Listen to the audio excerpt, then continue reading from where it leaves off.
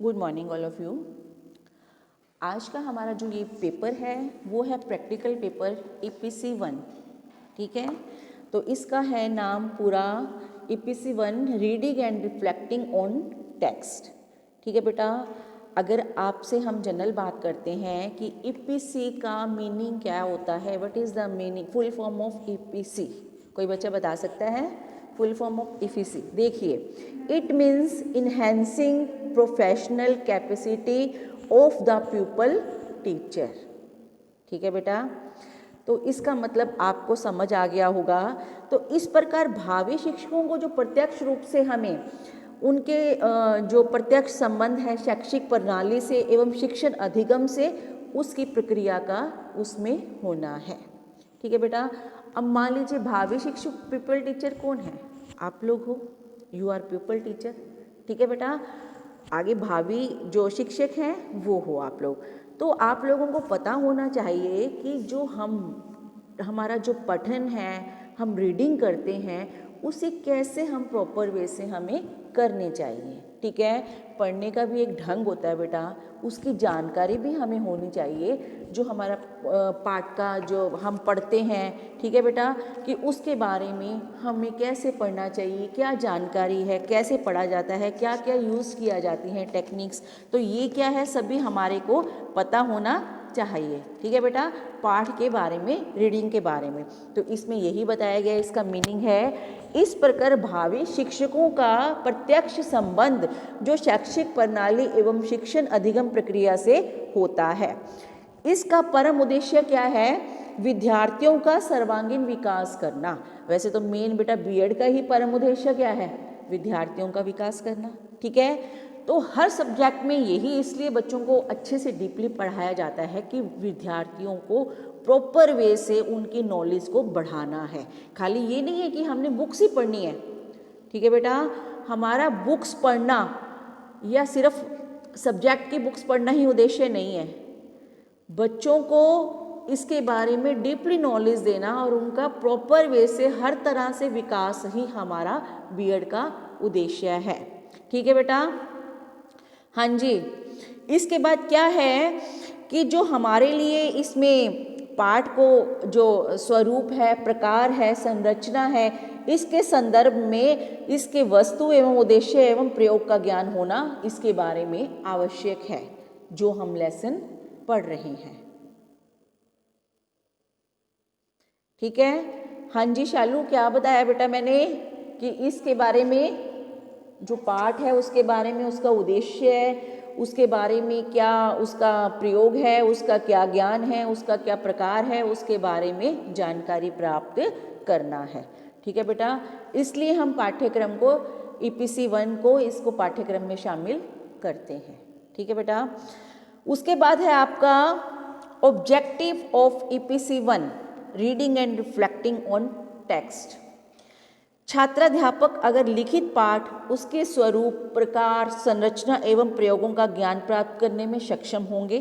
ठीक है, इसके ऑब्जेक्टिव्स कर रहे हैं, क्या है और क्या है। जो छात्राध्यापक प्यूपल टीचर हैं उसका निश्चित उद्देश्य के लिए विशिष्ट प्रकार के पाठ का प्रयोग करने में सफल होंगे। छात्राध्यापक प्रत्येक पाठ के परिप्रेक्ष्य को समझने में और उसको लागू करने में सफल होंगे। और क्या है, छात्राध्यापक पठन प्रक्रिया को समझने में भी सफल होंगे। कहने का मतलब है कि जो पठन की क्रिया है वो क्या है, उसका उद्देश्य क्या है, उसका स्वरूप क्या है, उसके बारे में प्रॉपर जानकारी आपको होनी चाहिए। ठीक है बेटा, इसमें क्या है, हम प्रोनाउंसिएशन को भी शामिल करते हैं। अपने बोलने का ढंग, हमें कैसे बोलना है, कैसे, कई बार क्या होते हैं, कई बार वोकैबुलरी भी बच्चों को जो शब्द होते हैं सही ढंग से बोलने नहीं आते। आप लोगों ने देखा होगा कई बच्चे क्या करते हैं, साइकिल को साइकिल बोल देते हैं। साइकिल, मैं ना कल साइकिल पर गया था, नॉट साइकिल, साइकिल। ठीक है बेटा, अगर हम कई ऐसे और भी हैं, जैसे मान लीजिए अगर हम बोलते हैं डांस, हम डांस बोलते हैं ना, वैसे ये प्रोनाउंसिएशन भी सही नहीं है। वैसे होता क्या है असल में, डांस। ठीक है, तो इसलिए जो हमारे पढ़ने की जो हमारी सही नॉलेज क्या है, इसके बारे में हमें प्रॉपर वे से जानकारी प्राप्त करना ज़रूरी है। ठीक है, और क्या है बेटा इसमें कि पठन प्रक्रिया के सभी सोपानों जैसे कि पाठ से पूर्व, पाठ के दौरान और पाठ के बीच में उसको समझने वाले प्रयोग करने में सफल होना, कि जो हम पाठ पढ़ा रहे हैं उससे पूर्व भी और बाद में भी और बीच में भी उसके बारे में सही हमें पता होना चाहिए, सही नॉलेज होनी चाहिए। अतः क्रियात्मक पठन की धारणा एवं प्रक्रिया को समझने में हम सक्षम होंगे, तभी हमें पता सही पठन क्रिया का पता चलेगा। ठीक है। छात्र अध्यापक को चिंतनशील लेखन के अर्थ को ग्रहण करने में सक्षम होना चाहिए, इसलिए वो इसमें सक्षम होंगे तभी वो अच्छे से पढ़ पाएंगे। छात्र अध्यापक किसी भी लिखित पाठ की आलोचनात्मक टिप्पणी एवं विश्लेषण करने में भी सक्षम होंगे। ठीक है बेटा, अगर आप लोगों ने देखा होगा क्रिटिकली जैसे होता है आलोचनात्मक वर्णन, उसका मतलब सिर्फ ये नहीं है कि उसका आलोचनात्मक वर्णन, उसका मतलब होता है स्टार्टिंग से लेके एंड तक उसके बारे में पूरी जानकारी देना। अब क्वेश्चन आ जाता है आपका बीए में भी आता है, बीएड में भी आता है कि ये क्वेश्चन है इसका आलोचनात्मक, कोई भी क्वेश्चन है आलोचनात्मक वर्णन करो, तो आप उसका मीनिंग क्या लेते हो, क्या लेते हो बेटा, कि उसके मीनिंग से स्टार्ट करके लास्ट तक, उसके कंक्लूजन तक, उसके निष्कर्ष तक हमें पहुंचना है। ठीक है बेटा, तो इसका मतलब यही है कि हमें उसकी सही जानकारी होनी चाहिए। ठीक है बेटा, उसके बाद आपका देखो बच्चों की फोटो भी दिखाई हुई है, बच्चे कैसे पढ़ रहे हैं, बच्चे पढ़ रहे हैं। ठीक है बेटा, पढ़ते हुए दिखाई है, पढ़ते हुए चिंतन भी कर रहा है। चिंतन करना भी जैसे होता है ना कि हाँ हम सोचने भी लग जाते हैं किसी वर्ड के बारे में या किसी शब्द के बारे में कि हमें जानकारी उसके बारे में सही भी होनी चाहिए। ठीक है बेटा, तो पढ़ने के बारे में सही जानकारी इस सब्जेक्ट से रिलेटेड है कि हमें कैसे जानकारी होनी चाहिए, क्या जानकारी होनी चाहिए, कैसे शब्दों को बोलना है, कैसे उसके उद्देश्यों को पूरा करना है। ठीक है बेटा, उसके बाद है रीडिंग ऑफ टेक्स्ट। पाठ के पठन से अर्थ है कि किसी लिखित या प्रदर्शित की गई सामग्री या पाठ का पढ़ना एवं उसका अर्थ समझना।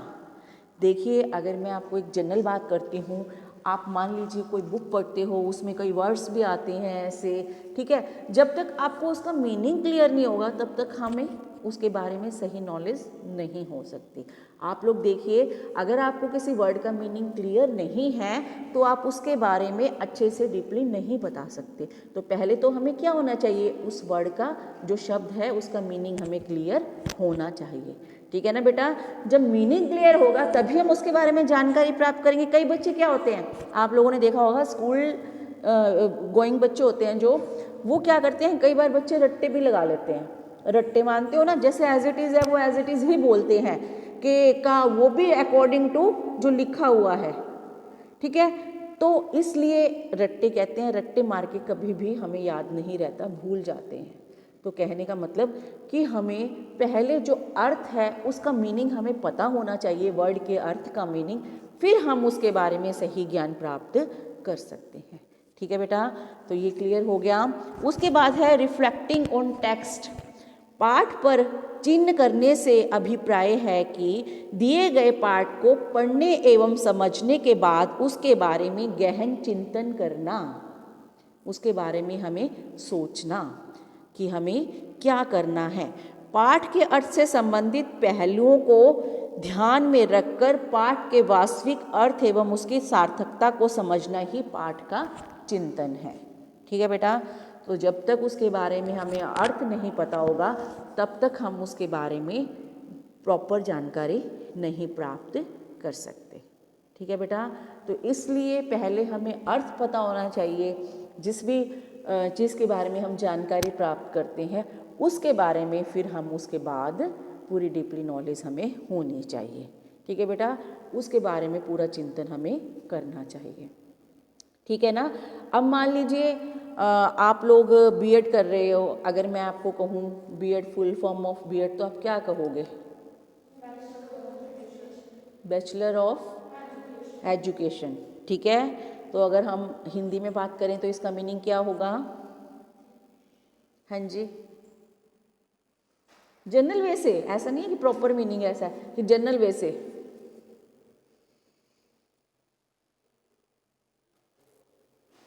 हाँ सृष्टि, दूसरों को एजुकेशन देना नहीं बेटा, कहने का मतलब बैचलर ऑफ एजुकेशन, कि जो लोग बच्चे बैचलर हैं, ग्रेजुएशन कर चुके हैं, उनको शिक्षा के बारे में जानकारी देना, शिक्षा से संबंधित नॉलेज देना। ठीक है, तो मैं इसलिए बता रही थी कि मीनिंग हमें पहले ढंग से क्लियर होना चाहिए। ठीक है, अब मैंने आपको बताया कि EPC full form of EPC, मान लीजिए आपका प्रैक्टिकल वर्क चल रहा है, कई बार क्या होता है आप लोगों को ये भी पता होना चाहिए पेपर कौन सा है, 1 2 3 है, इसका नाम कौन सा है और ये इसकी फुल फॉर्म। अब ये ईपीसी के 4 पेपर्स हैं आपके पास, आपको पता होना चाहिए कि फुल फॉर्म ऑफ ईपीसी क्या बताई थी मैंने, इन्हेंसिंग प्रोफेशनल कैपेसिटी।